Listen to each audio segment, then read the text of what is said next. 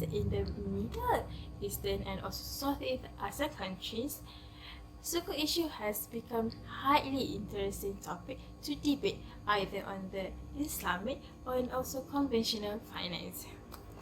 Assalamualaikum warahmatullahi wabarakatuh.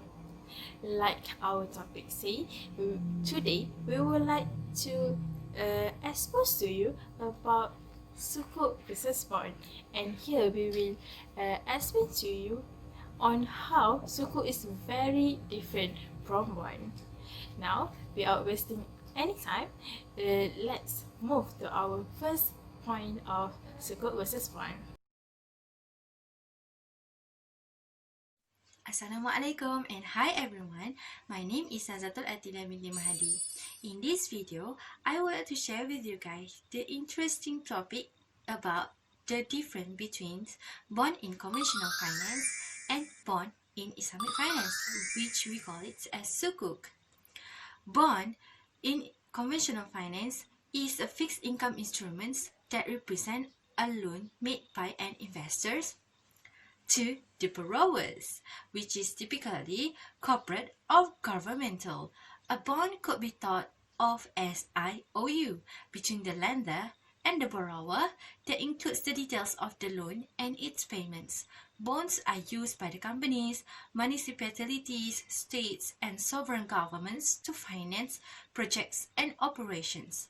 Owner of the bonds are debt holder or creditor of the issuer.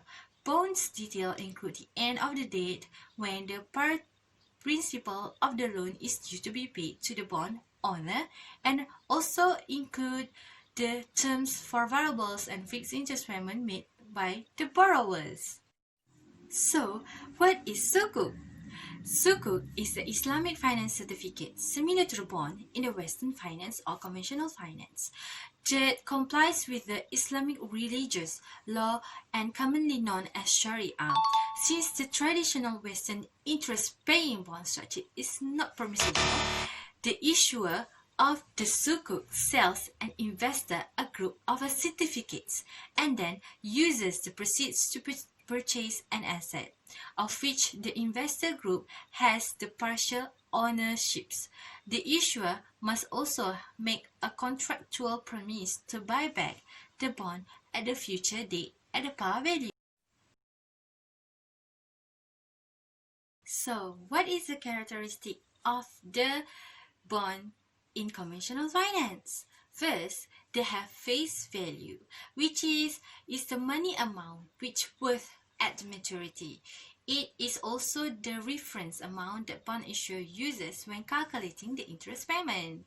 For example, say an investor purchase a bond at a premium of $1090 and another investors buy the same bond later when it is trading at a discount of $980.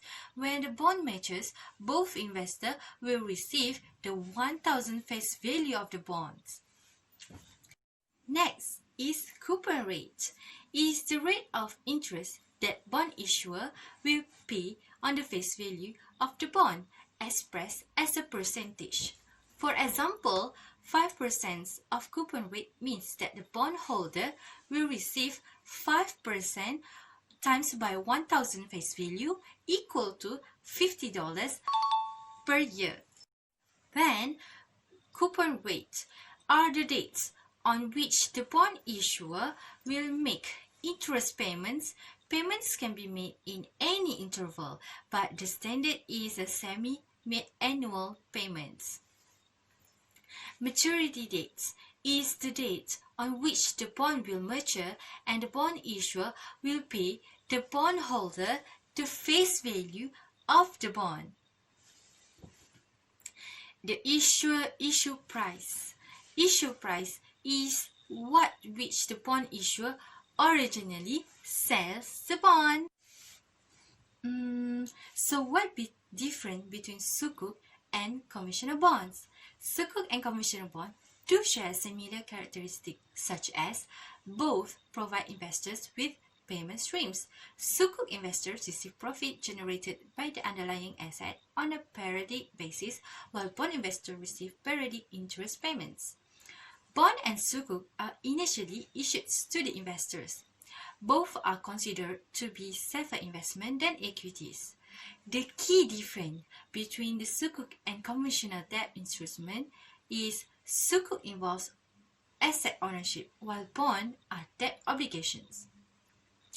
If the asset backing up a Sukuk appreciates, then the Sukuk can appreciate, whereas bond profitability is due to the interest rate. Assets backing Sukuk are Sharia compliance, whereas bond are riba and may finance non-Sharia compliance business. Sukuk valuations is based on the value of the asset backing them, while bond price is largely determined by its credit rating.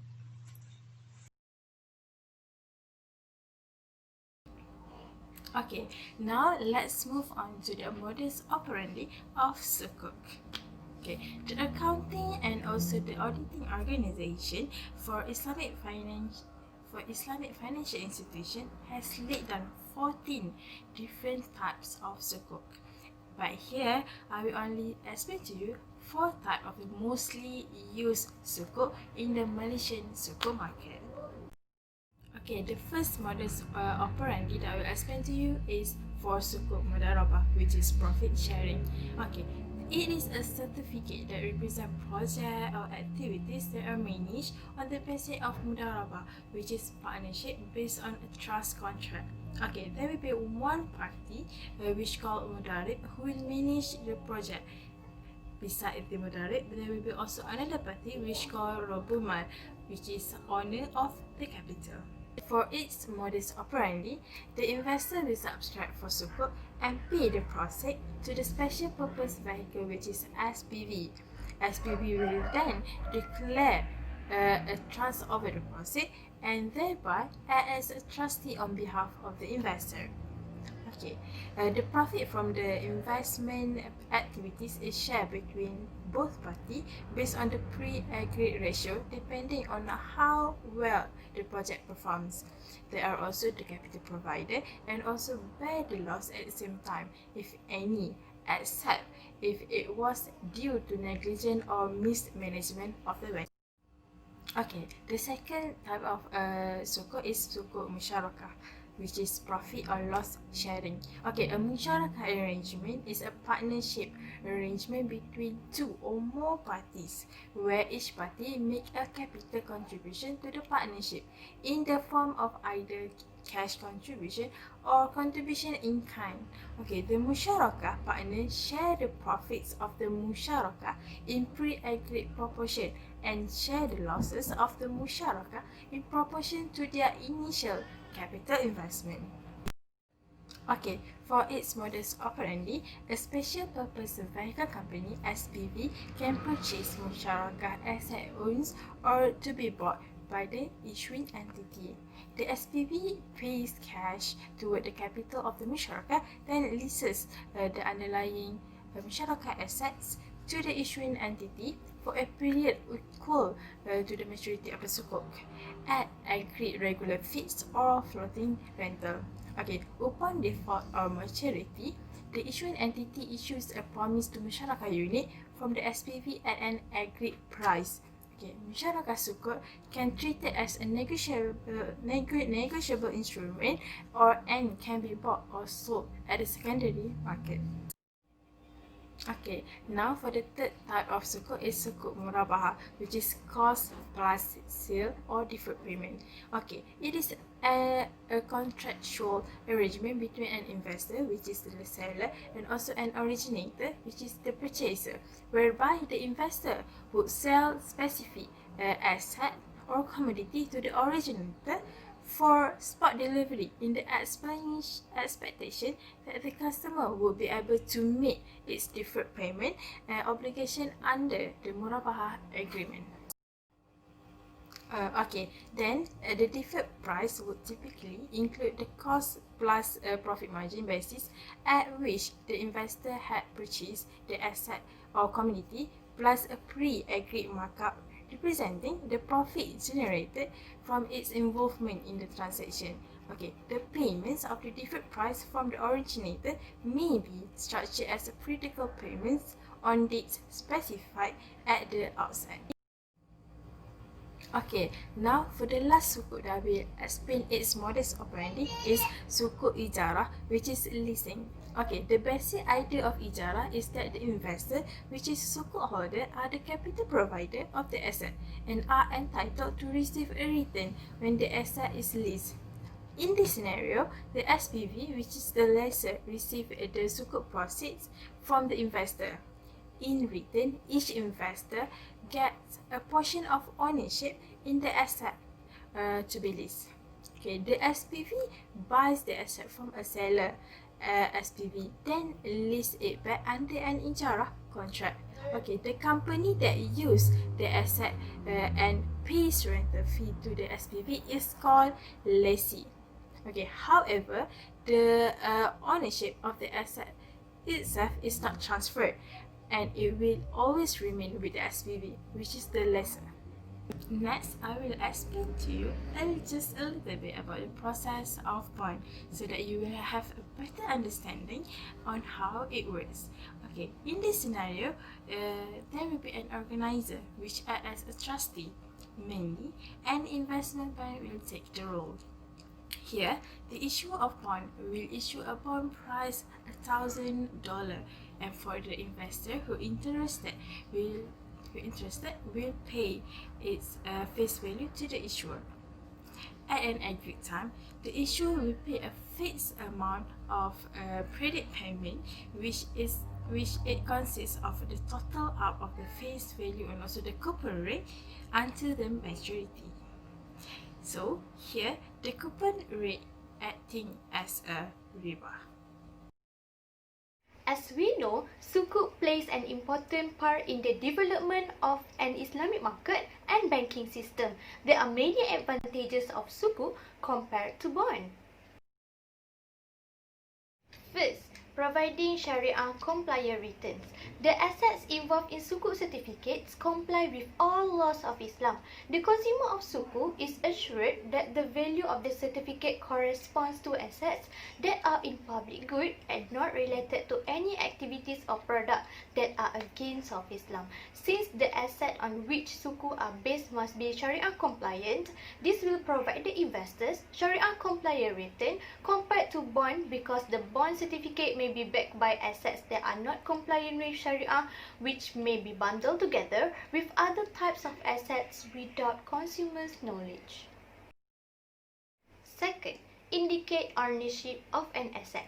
Sukuk ownership indicates ownership of an asset that has value. It gives the investor partial ownership in the asset on which the Sukuk are based.